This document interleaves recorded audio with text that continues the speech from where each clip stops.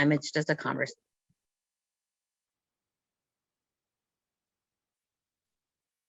Okay. Hello, everybody. This is Jane Rachel, and I am so excited because I am honored to be here today talking to someone that I'm really lucky to call a colleague who works with me in our fight to help young adults experiencing homelessness. But like me, she's also dealing with autoimmune diseases, lupus, but is several others as well. So Kema, why don't we just jump right into it? Can you tell me a little bit about how you were first diagnosed with lupus, how you found you had it, or what Hi, living with lupus is like? sure. Hi, I was diagnosed in 1998 at the age of 24. Um, um, the reason why my mentor actually, who also worked at Covenant House, Marjorie Moser, I came into work one day, and this is when I first got to Covenant House. I was doing silk screening, and I came to work one day, and my right knee was severely swollen. So I was limping, and she asked like, "What's wrong?" And I was like, "My knee is swollen, but I don't know how." Did she ask me like if I fell or if I hit it or anything? And I was like, "No." I was like, "But for the last couple of months, it's been like swelling off and on." Another sign was when I would go into the sun, my skin would literally burn as if it was on fire. Wow, that sounds Yes. painful. It was very painful, but especially my face. So I went to a dermatologist. She said I had eczema. I'm African American, so of course the first thing they think is I have eczema. And it was like what now I know was the butterfly rash because it was literally like above my cheeks and my eyes. So she was like, they gave me some topical cream and she was like, put it on, and but it didn't help. And it just got worse because of photosynthesis. When you have lupus, the sun, I should be wearing sunblock, which I wasn't. I'm 24. I'm not putting on sunblock.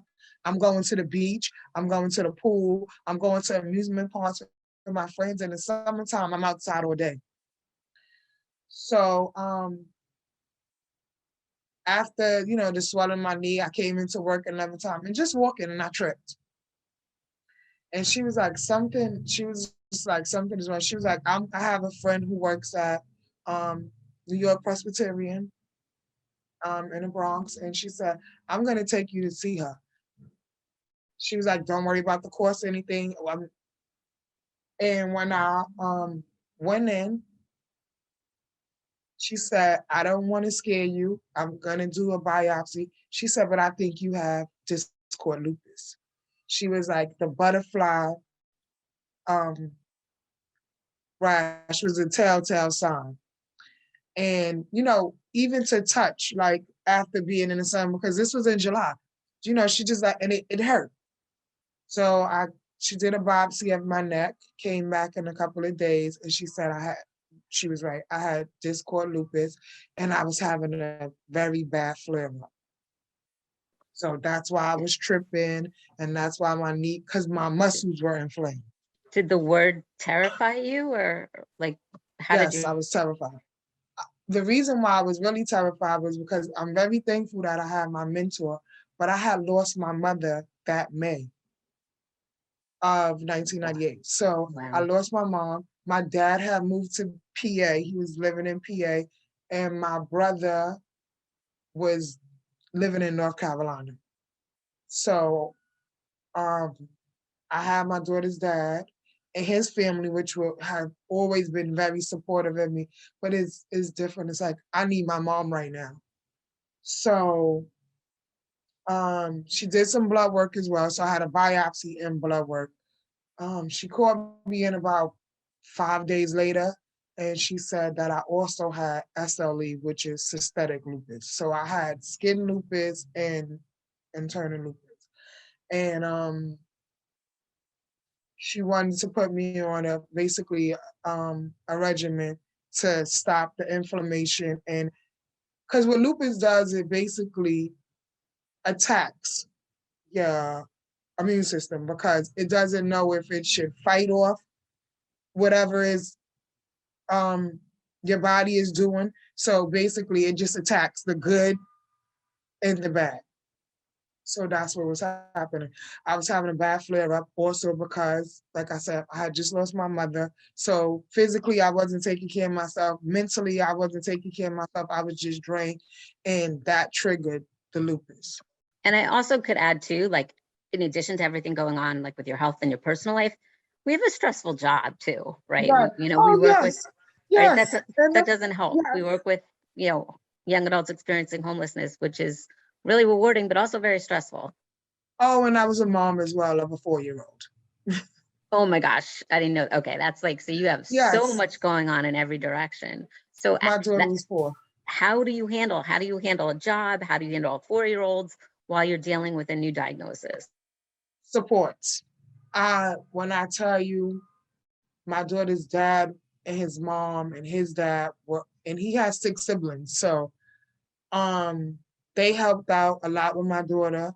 My mentor, who I think, so when I say every doctor's appointment, nutritionist, because then you have to start eating differently and you have to start to do things differently that you've never done. I'm 24, so I'm eating cheeseburger and French fries from McDonald's and fast Me food, too. and I'm hanging with my friends. So occasionally, we're drinking when I go out to bars and stuff. Because once again, like I said, I'm 24, so I'm doing things that 24-year-olds do. I'm traveling, and it's just like nonstop. I'm a mom. Everything is like nonstop. So when I'm not at work and I'm home being a mom, I need to do things with my daughter, and it's just like everything is nonstop. I'm also in a relationship, like, so I need to take care of my partner. This is like nonstop, not taking care of yourself, basically. And when you sit down, it's just like, wow. So my So how mental did you health. turn that around? Like, didn't get treatment right away? Like, were they able to get you So out of that I flare? started, um, the doctor referred me to a rheumatologist from Lenox Hill Hospital. Dr. Stephen Mead was my rheumatologist for 20 years. He was great. He came highly recommended. So that was the key for me. I had a great doctor. So he was a part of the Lupus Foundation. So he sent me, lupus group, support groups. I started going to physical therapy, but physical therapy for people with chronic illnesses, not just as physical therapy for like sports medication and stuff like that. Literally, so they knew what to do for somebody who has swollen joints and muscles and who is in.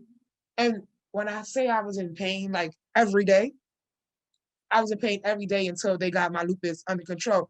But to me, I was just in pain because I was going through something. I didn't pay attention to the physical pain because mentally I was going through my own pain of losing my mom at such a young age.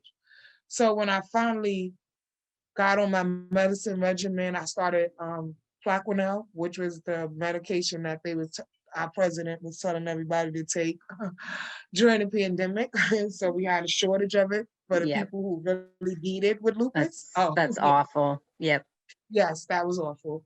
I started taking steroids, prednisone, which greatly helped with the inflammation, but you also have to be very, very careful with. Very careful, because the prednisone has its own side effects. It has a lot of side effects. So I started probably with like 60 milligrams, and then I was weaned down to like 5. And um, the steroids was definitely doing something to my body. Like I had started retaining water weight. And so, they kept adjusting it. And that's the thing with lupus, it's like an adjustment. They put you on this med, it doesn't work, they take you off because you're having these side effects that are much more detrimental to your health than the actual helping of the medicine. So, um, like I said, I started going to physical therapy. I started eating much better.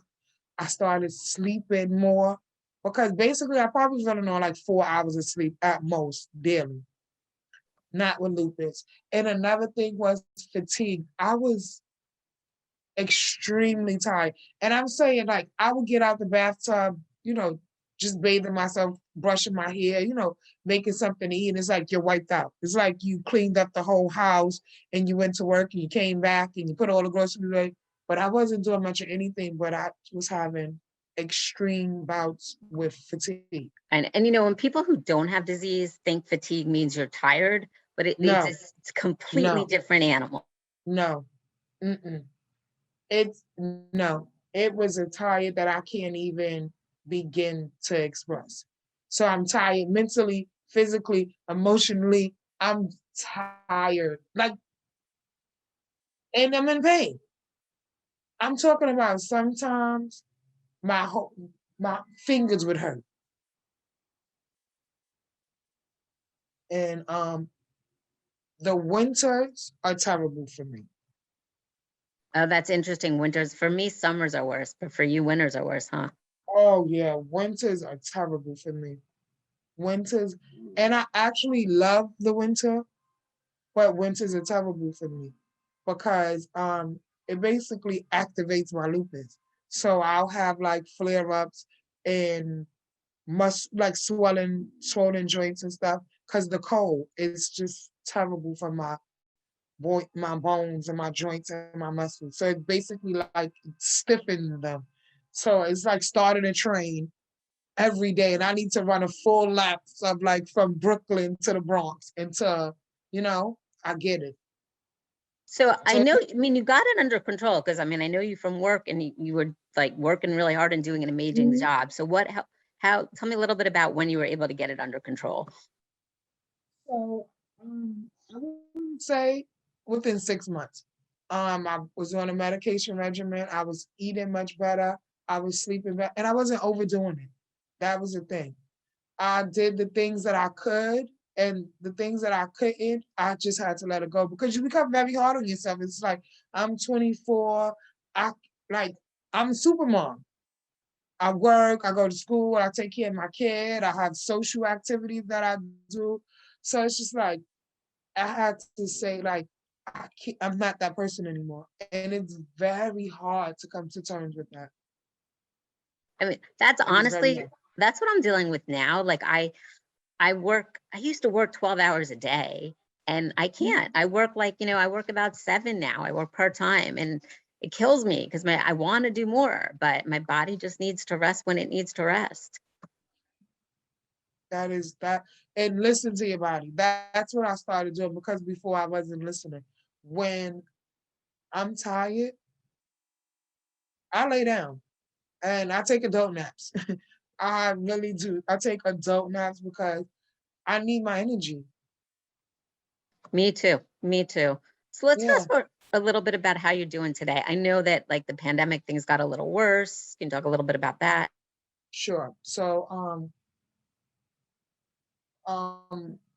the pandemic has one good thing about the pandemic. I've been resting and eating better because I'm home and I'm not working. Like you said, sometimes I work 10-hour shifts, 3 and 4 days back to back with no problem.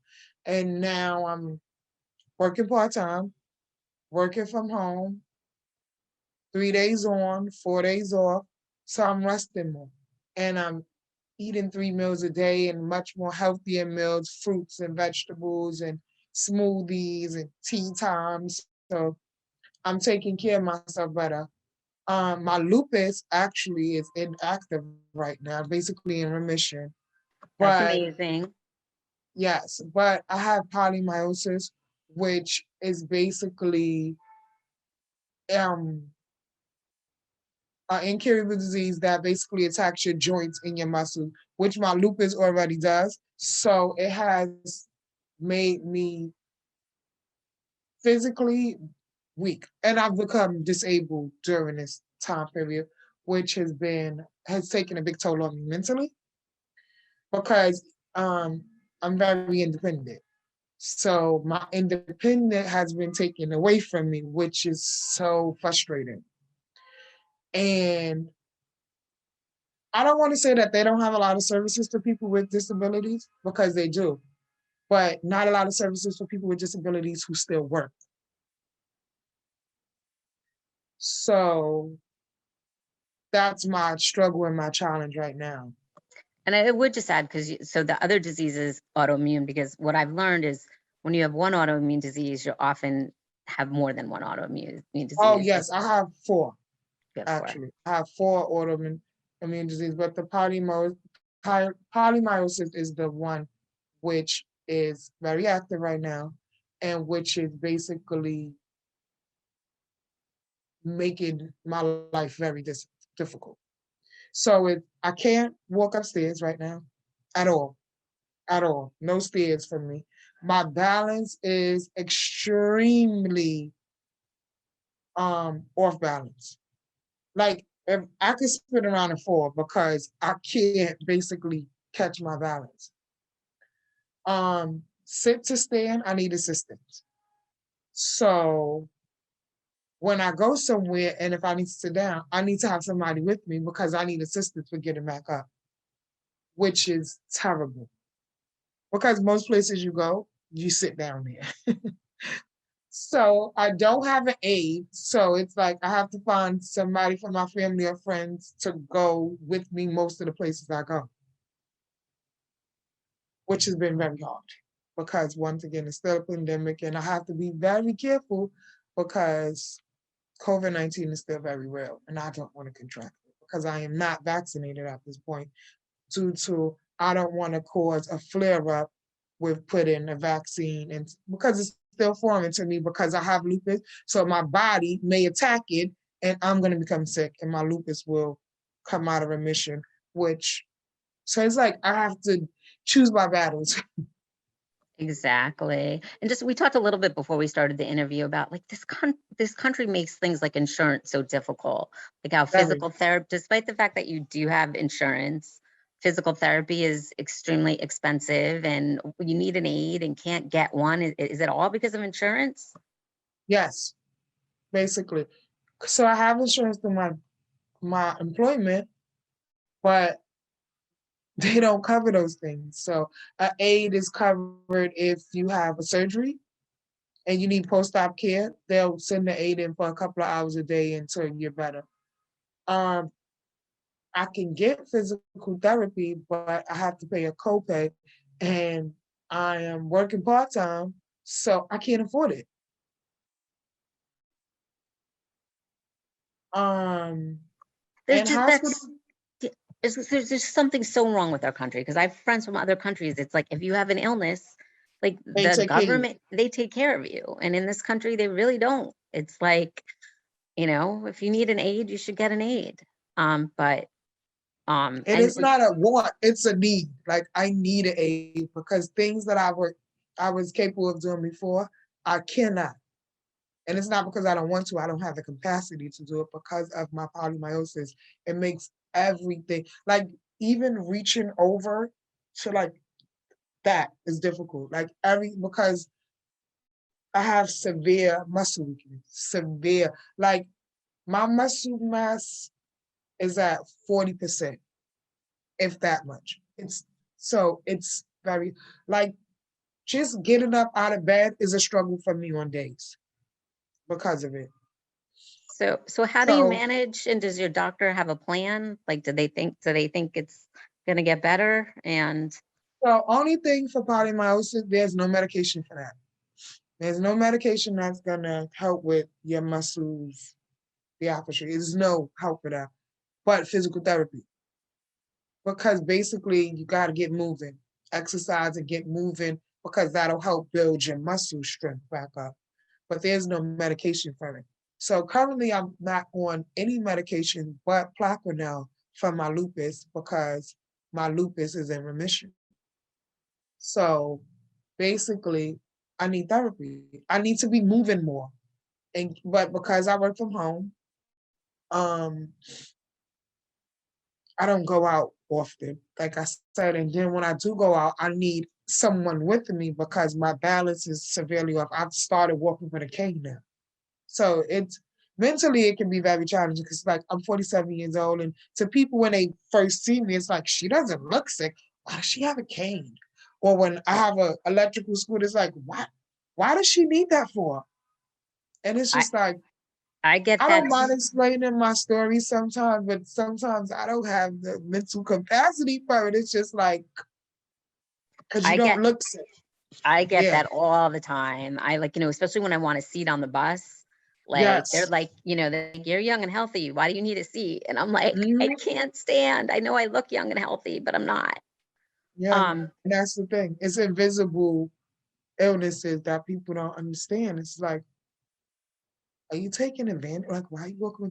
Well, sometimes I'm walking very slow because I didn't take my time, one, but I'm also like very nervous of a fall because my balance.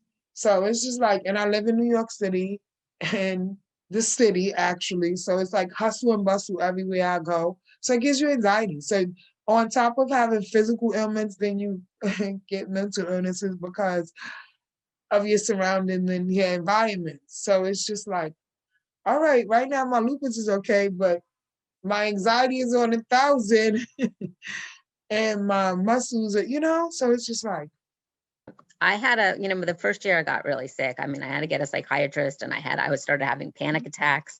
And it was the physical. It was like, oh my God, will I ever be able to walk again? Started panic attacks. So those two yes, things are so connected. But I will say this: I've known you for a long time, and despite everything that you've gone through, you're such a rock star with our young people. And so I guess my question is, I mean, do you have any advice for someone out there first diagnosed with yeah. this? It's not all like when you learn to manage it, it's not all doom and gloom, right? Or there's No, some. it's not. Like I said, I've lived with lupus for over 20 years. And I must say, all of my organs are still intact. I've never, and knock on wood, I've never been hospitalized for my Amazing. lupus. Never. I've never been hospitalized for my lupus. Like I have to go to the hospital because I have sciatica, but I've never been hospitalized for my actual lupus, like a flare or anything. All of my organs are still intact. And yes, I have lupus, but lupus doesn't have me. And yes, life is very challenging right now. But I also have to say that I've lived with lupus for over 20 years and um I'm still okay.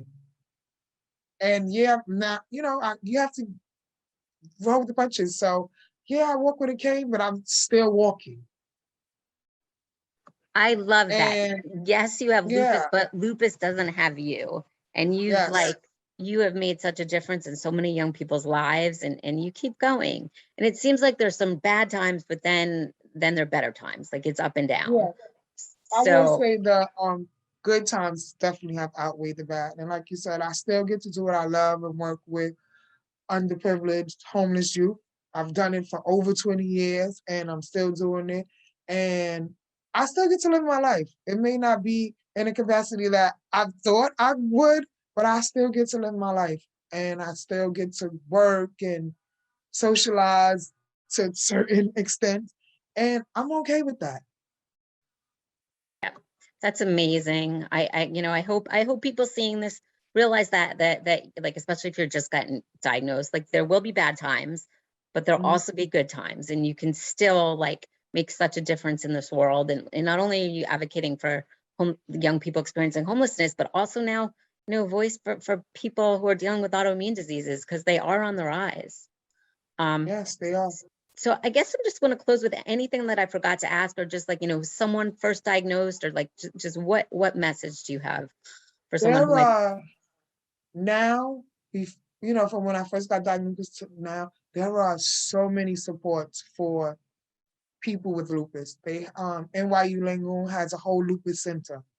And the Lupus Foundation has all of these support systems and groups and for women and for men, for kids. There are so many supports. So when I first was diagnosed, I didn't know anybody with lupus. And now I know hundreds of people with lupus who offer different supports of eating habits and mental health and physical health and just like support groups when you just need to talk to somebody who can relate to what you're going through. because, I have lupus. So talking to somebody who's physically fit, they can't understand my struggle. So, it's good to be able to talk to somebody who lived and gone through what I've gone through to offer supports to me. So it's, look for your supports, find them, and lean on your family when you need them, and lean on your friends when you need them. But most importantly, and I will say this, listen to your body. If it's saying you're tired, relax, rest. And when you're not feeling your best, take time out for yourself. And I always practice self care, mental, healthy self care, something for myself. Give just because we use that word a lot, but what does that mean? Give some examples. Well, to me, like right now, tea. Just a cup of my decaf tea, or sometimes, I try to eat more healthier, but sometimes if I want a cheeseburger with french fries and a milkshake thing, I have it.